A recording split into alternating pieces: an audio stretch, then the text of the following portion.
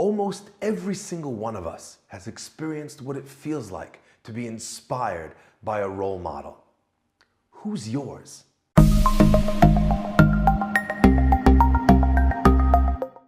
The greatest hero the Jewish people have ever known has to be Moshe.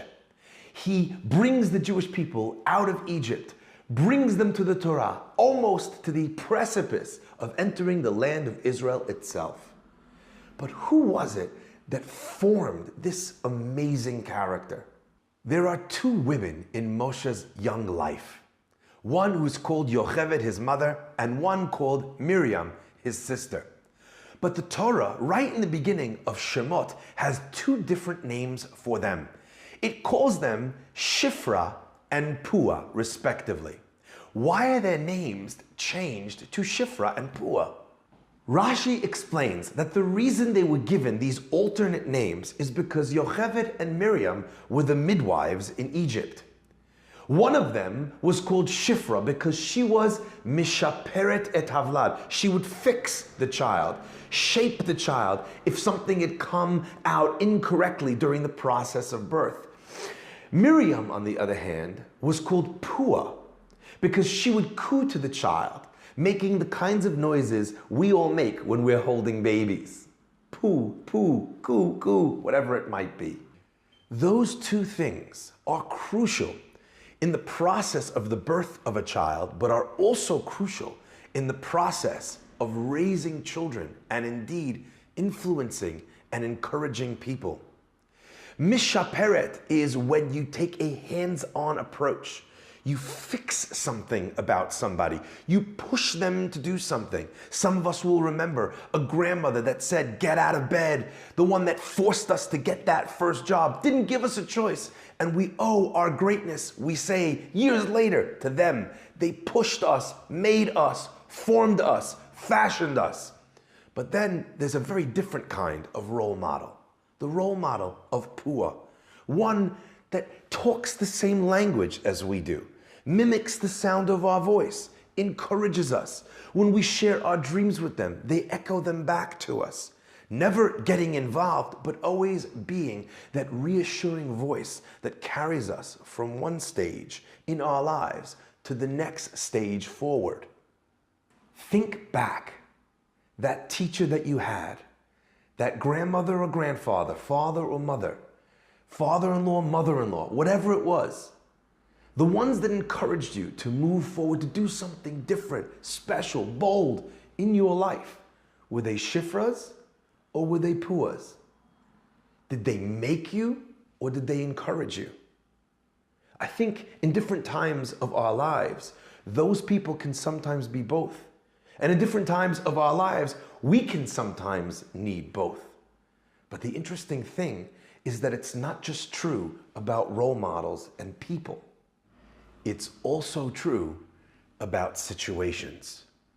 We experience moments in our life which are Shifra moments. They don't encourage us. They force us to change. They mold us in a way where we almost have no choice. We're brought to a new or a better reality through some experience, good, positive, or sometimes really difficult. But the aftermath of that situation is that we are undeniably changed. And there are situations in life which are Pua situations. They give us a certain sense of gratitude, a certain sense of reassurance that the way we are or that the path that we are treading is the right one. Notice the moments in your life. Are they Shifras or are they Puas? A young woman came to speak to me once and she was distraught. She was so upset. She told me, my whole life I've struggled and all the people in my family were so clever, they were so smart, except for me. But you know what the worst thing is, she says? The worst thing is that today I got home and my mother said, honey, it's okay if you don't go to seminary or university or go on to higher education. We will love you anyway. She was trying to be helpful and supportive, but my own mother didn't believe in me. I was crushed. I felt so bad for this young woman sitting there, feeling like she was inadequate, like she was not enough, that she wasn't as good as the rest of her family. And suddenly it hit me. This girl was in my class. I gave an advanced class, and ironically, of all the people in that class, she always got the questions and the answers before anybody else. And that class was full of brilliant students, some of which who went on to incredible universities like Cambridge. She couldn't be dumb. And suddenly it dawned on me, she wasn't. That class that I gave not going through the text inside, but saying everything out loud, translating everything for them before we tore it apart and analyzed it. And I asked her, have you ever been tested for a reading disability? She says, no. I said, tomorrow morning, you go to school and ask for this test. She's almost finished school and the results come back that she's challenged in the way that she reads.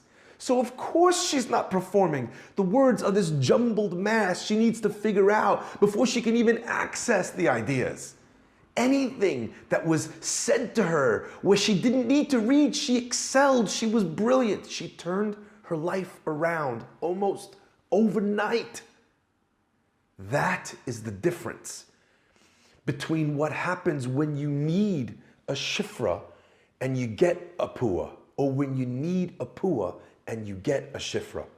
Yocheved means God's honor. God's honor is static. It demands greatness of us. Yocheved changes the child in order to do that. She is God's greatness after all. But Miriam is Merim. Her mother had tried to raise her when she needed someone to reach right in and say, no, there's a mistake here. Someone's not seeing something right. That changed her life. So I beg each and every one of you that is watching this, whether this is for you or for people in your life that need this encouragement or development, tell people what you need.